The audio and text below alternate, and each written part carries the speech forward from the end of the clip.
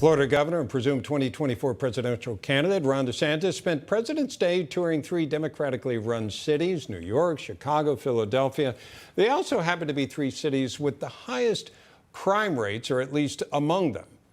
Is Governor DeSantis setting himself up to be a tough on-crime candidate in the 2024 race? Or sounds like it. Let's bring in our panel to discuss. Red Renaissance PAC president and former Maryland congressional candidate Kim Klacik, reporter for the Daily Caller and host of The Facts, an excellent researcher on every single topic. We're always impressed with Brianna Lyman, and former NYC Records Commissioner for Mayor Giuliani and Bloomberg, Brian Andersson in our New York newsroom. Brianna, I'm going to start for you. Do you think this is a good strategy for Governor DeSantis, focusing on crime in Democrat cities?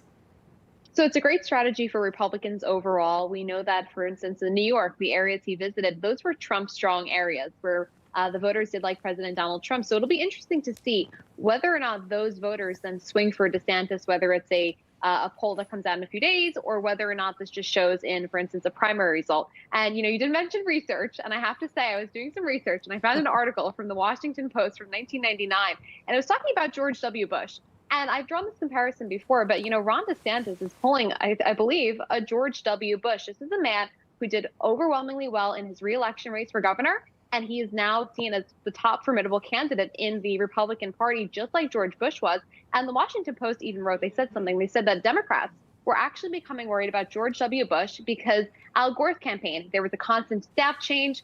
He didn't have strong policies. And we're seeing that exact same thing happen with Ron DeSantis, the Biden administration. There is a constant flow of people in and out of that administration. They're worried about Ron DeSantis more than they are about Donald Trump. We've seen the attacks. So I think there's a good parallel to be drawn here. And if true, it'll be in Ron DeSantis' favor. Yeah, I was there in Texas when he was running for governor. So I know something about that. Just like you're saying, there are some comparisons.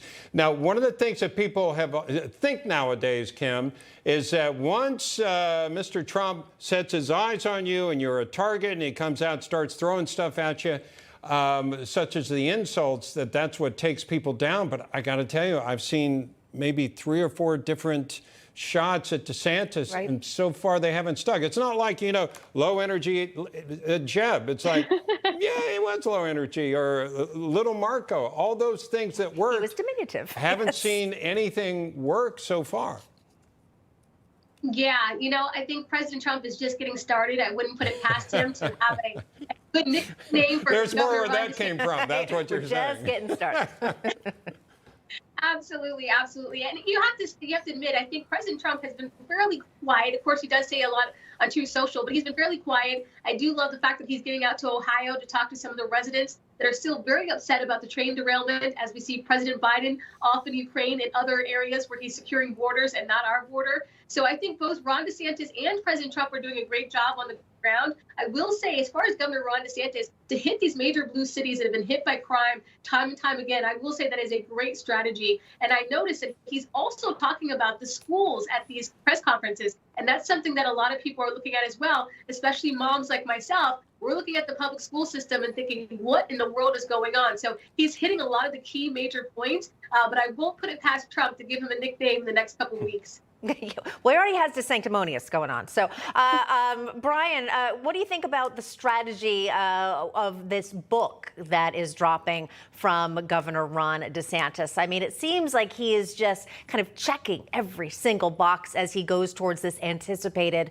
announcement for 2024. Well, I think John Burnett spoke about that earlier. Once you see the book, then you know he's going full steam. But it makes sense. You should be out there touting your successes, because we need to see what the candidates are about and what they've done successfully. Because gosh knows we need it here in New York. We hear a lot of people talking about things and throwing numbers out there, but still, crime's still going up. All sorts of numbers showing us that it's not safe in our city, and he's made Florida safe, and we need to know what that's about.